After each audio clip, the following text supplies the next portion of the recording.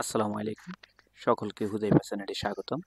প্রিয় শিক্ষার্থী বন্ধুরা, প্রিয় চাকরি প্রত্যাশী বন্ধুরা, আজকে আমরা আপনাদের মাঝে তুলে ধরবো ৪৭তম বিসিএসকে ঘিরে নতুন কিছু উদ্যোগ নিচ্ছে সেই বিষয়ে আপনাদের মাঝে তুলে ধরবো। তো চলুন আলোচনা শুরু করি। শুরু করার পূর্বে বরাবর মতো একটি কথা বলে নিচ্ছি, আপনারা যদি প্রথমে এই চ্যানেলটি ভিউ করে থাকেন তাহলে অবশ্যই সাবস্ক্রাইব বাটনে একটা ক্লিক করে নেবেন এবং সাথে থাকা বেলটি বাজিয়ে দিবেন। ইতিমধ্যে আপনারা জানেন ৪৭তম বিসিএস পরীক্ষার আবেদন বিজ্ঞপ্তি প্রকাশিত হবে এবং ২৭ তারিখ থেকে বা ২৯ তারিখ থেকে আবেদন শুরু করতে পারবেন।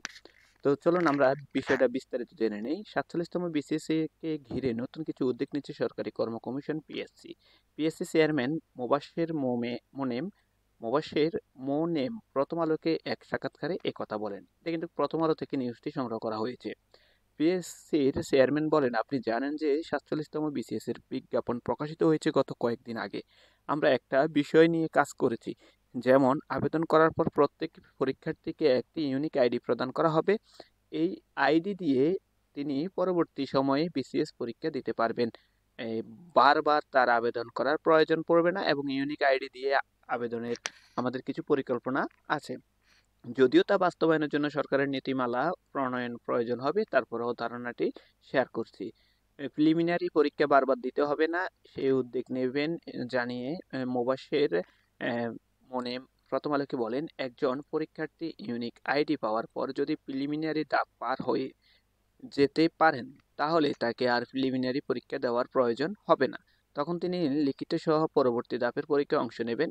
এই জন্য বিধিমালা সংস্কার করতে হবে। এই প্রক্রিয়া আগামী দিনে চালু করার জন্য পিএসসি প্রয়োজনীয় পদক্ষেপ গ্রহণ করবে।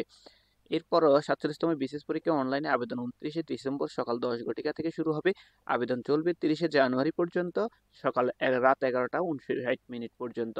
এর আগে প্রকাশিত ৪৭তম বিসিএস এর বিজ্ঞপ্তিতে বলা হয়েছে, ৪৭তম বিসিএস এ মোট শূন্য ক্যাডার পদের সংখ্যা ৩,৪৮৭ আর নন ক্যাডার পদে আছে ২০১।